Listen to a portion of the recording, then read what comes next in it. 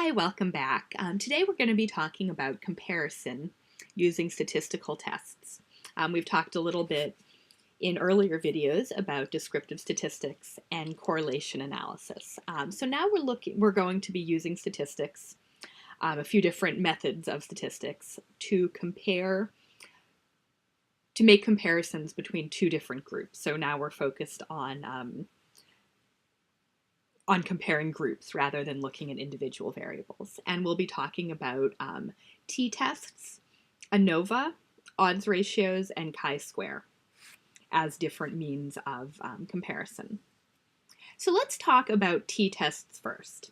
There's a lot of different words that are sometimes used for t-tests. Today we're going to be talking about independent sample t-tests and paired sample t-tests. T-tests are also sometimes called student's t-test, and the reason for that has to do with Guinness beer. So back in the day, a mathematician working for the Guinness Corporation discovered that rather than testing every single batch of beer, as was, hopefully required by the Department of Public Health, they could do a fewer amount of tests and then use statistics to compare different batches of beer. However, when the statistician wanted to publish this test, he discovered he didn't want to admit his name was linked to the Guinness Company, and he didn't want to admit who he was, and thereby, open Guinness to lawsuits and complaints. And so he published information about this test, the t-test, under the pseudonym of Student. So it's sometimes in honor of that, and the Guinness Company's poor public health practices. Sometimes this test is referred to as the student's t-test. This happened about 200 years ago, so it's now still safe to drink Guinness. So t-test is used to assess whether the means or averages of two groups are statistically different from each other. Or if the difference in means, let me say that a little bit better. So a student's t-test is used to determine whether an observed difference in the mean or averages of two different groups are different from each other, and whether that difference is statistically significant or just due to chance alone. So it's important to remember that you're comparing the means or averages of two groups. And in order to use a student's t-test or t-test, you need to have two binary groups, and it can't be more than two.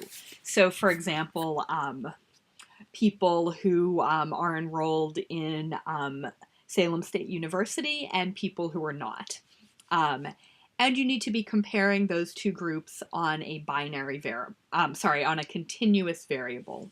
So as you remember, a continuous variable is one that moves in numerical order and has the same amount of space or interval in between each variable. So again, something like age, the difference in how old you are when you're 2 and when you're 3 is the same as the difference in how old you are when you're 3 and when you're 4. So you can only make these comparisons on a continuous variable. And that's because you're comparing the averages, and you need to have a continuous variable in order to have an average. For the same reason when we talked about nominal variables, we talked about how you can't ever find the average religion in a group or the average ice cream flavor. You need a continuous variable. And then there's different kinds of t-tests that are done based on how the groups are related to each other. So if you have two groups that are independent of each other, for example, people who do go to Salem State University and a group of people who don't go to Salem State University, you would do what's called an independent sample t-test. A paired sample t-test is done when you're comparing, and this test is almost always done when you're comparing people before and after something. So for example, you wanted to know the average number of, times a zombie would attack per month before and after they took your meditation class. So you would do a paired sample t-test to compare the average number of attacks in the group of zombies before they took your meditation test, your meditation class, and the average number of zombie attacks after the group took your meditation class. So it's a before and after type comparison, whereas an independent sample would be looking at two groups that are independent of each other. So people who did take your meditation class and people who didn't take your meditation class. Regardless of whether you're doing an independent sample t-test or a paired sample t-test, you end up with the same output. And what you get after doing the math of a t-test, which we will not be doing in this class, you get a t-score and a significance score. A significance score is just a synonym for p-value. And we'll talk about that in just a minute. So the t-score is talking about how different from each other the means of each group are. However, the t-score you get is somewhat of a meaningless number. No one ever says, the mean difference is 356, if that's the t-score. You kind of ignore the t-score. What you're really looking at is the significance level, or the p-value, because the p-value is telling you whether the difference in means is a coincidence or whether it's statistically significant. So again, if your p-value, the magic number, is 0.05, and if your p-value is 0.05 or lower, you know that the difference in the means of the two groups you're comparing is statistically significant, or you're not just seeing this difference in means because of random chance and coincidence. If it's over 0.05, you know that there is some difference between the groups, between the means of the two groups, but it could just be due to chance alone, or could just be a coincidence. So what you're most interested in is the significance level, or p-value, because that tells you whether the difference in means between the two groups is statistically significant. So here's an example of this very first variable in the column, age, is a continuous variable, and this is an example of a t-test. So this was comparing the mean age of children within the foster care system who had run away, and it was comparing the mean age of running away among repeat runaways and first-time runaways. So as you can see, there's somewhat of a difference. So the mean age for repeat runaways is 15 years and 0 months. And the mean age for first-time runaways is 15 years and 4 months.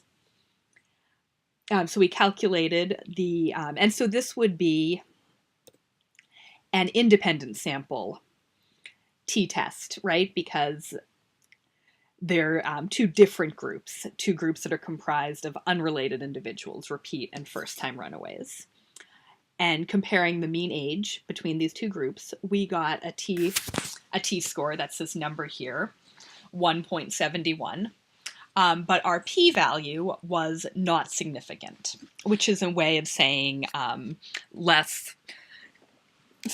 than 0.05. So that tells us that though there's a slight difference between these two groups, because of this p-value, this difference could just be due to chance alone. It is not statistically significant. Here's an example of how this might be written out. So children with a comorbid behavioral diagnosis obtained higher mean PSI parent domain scores than those without a comorbid behavioral health diagnosis. And so we see here the mean PSI score for parents of children with a comorbid behavioral diagnosis was 144.1 with a standard deviation of 36.2. And so remember, standard deviation talks about how spread apart or how much variance there is in the data. And then we see that those without a behavioral health diagnosis had a mean score of 120.5 with a standard deviation of 27.3. So these numbers here, 144 and 120, are the actual scores that people got, the actual average scores in each group.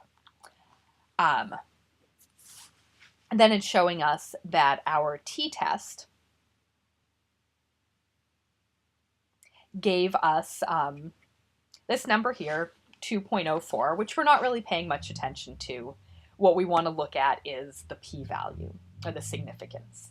And this is showing us that this is a statistically significant difference because it's 0.05.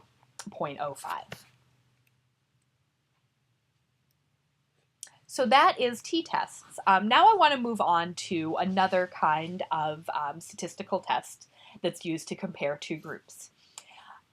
And this is called the ANOVA test, and ANOVA stands for analysis of variance. These are some synonyms for an ANOVA. Sometimes it's called Fisher's test of variance, one-way ANOVA. These are all terms you might hear that mean ANOVA, or analysis of variance, is being used. ANOVA is related to t-tests, but it's comparing two or more groups. So if you're comparing the means of two groups on a continuous variable, you would use a t-test. If you're comparing the means of more than two groups, you would use ANOVA. And again, you need to make sure you're comparing a continuous variable because you're looking at the mean score in each group. When you do the math to perform an ANOVA test, you get, instead of a t-statistic, an f-statistic. The f-statistic lets you know that ANOVA is being used. But other than that, it functions just like a t-statistic. It's a somewhat meaningless number. And what you really want to look at is the significance score, or the p-value. And again, if the p-value is 0.05 or below, you know you have statistical significance. And an F score higher than 2 usually means that the means of the different groups are different from each other. But again, what you really want to look at is that p-value, or statistical significance. Okay, so the next test I want to talk about is called an odds ratio. And odds ratios are comparisons that are made using probability. Probability looks at the likelihood of something happening in one group as compared to another group. It's important to note that probability isn't prediction. So an odds ratio won't tell you whether or not something will happen, but it's telling you whether or not something is more likely to happen in one group as compared to another. So to use an odds ratio, you need to have two binary groups, and you need a nominal binary variable.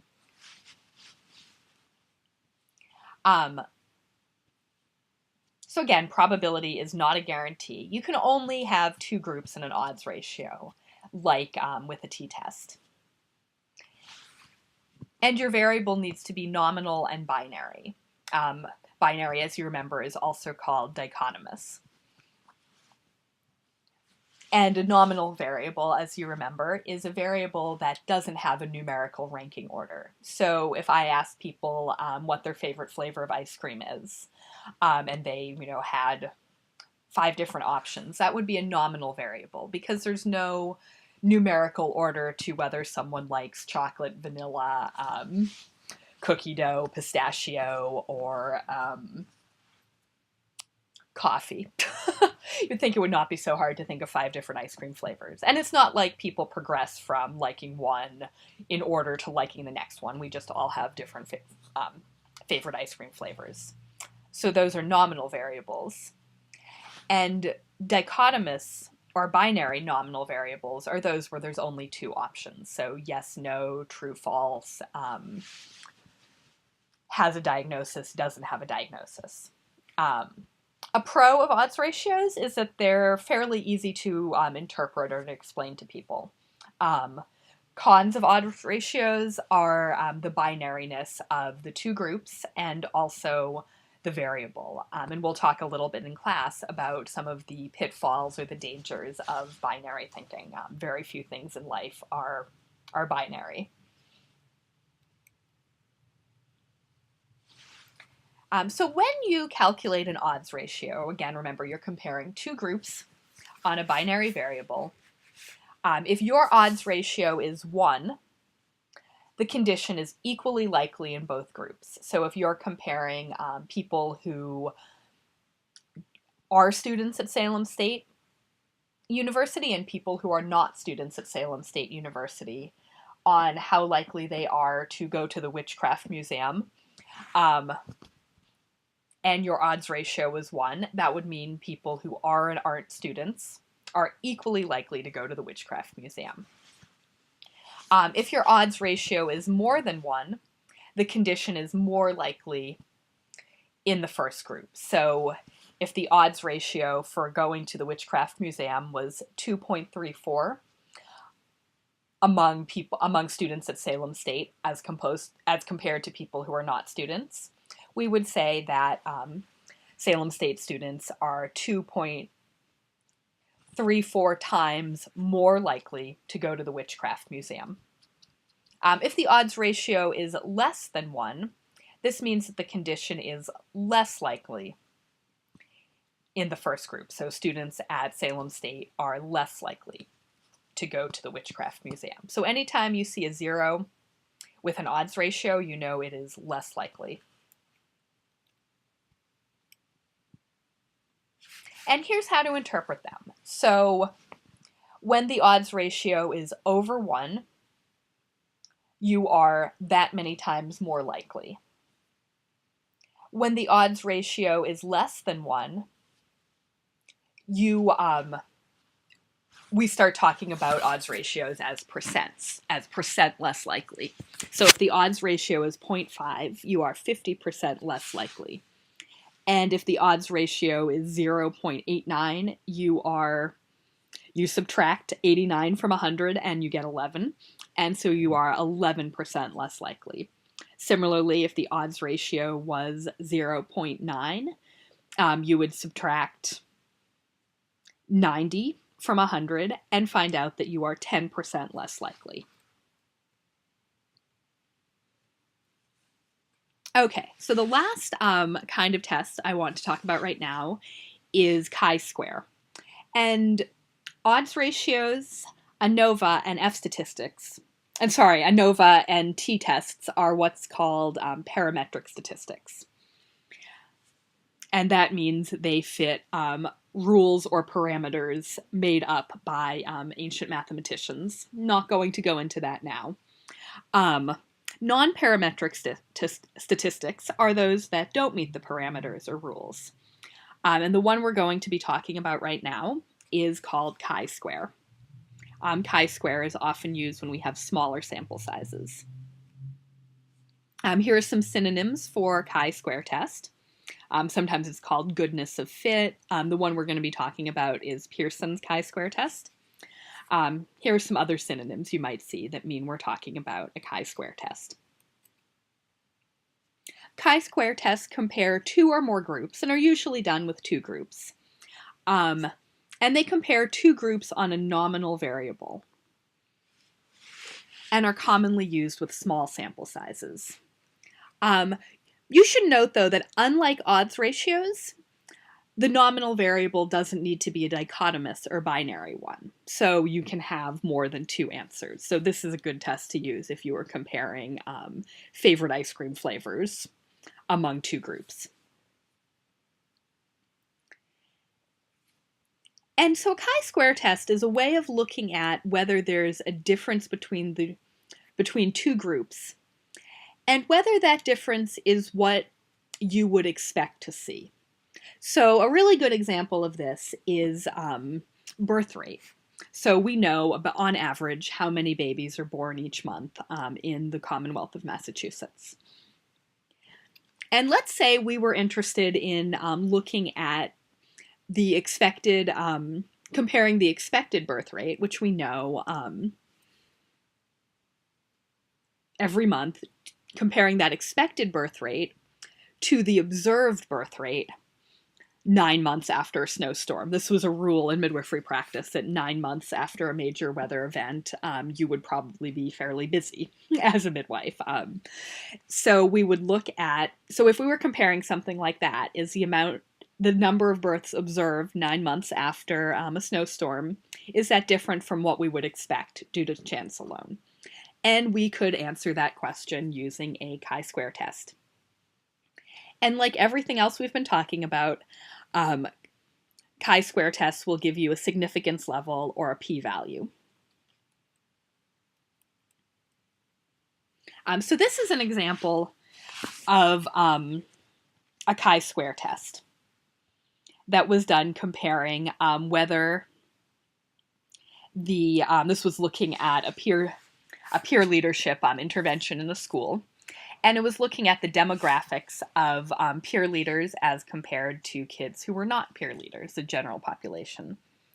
And so we saw that on this first line here, we saw that 55% of the peer leaders were male, as compared to the expected among the general student population of 50% male. That gave us a significance level and a p-value. And you can't really see on this table, it's too small, but there's a little star next to this p-value, which is a way of saying in a table like this that it was statistically significant. So that means that the p-value was 0.05 or less, letting us know that this difference that we're observing in the gender of peer leaders as compared to the gender of the school at large is statistically significant or not due to chance alone.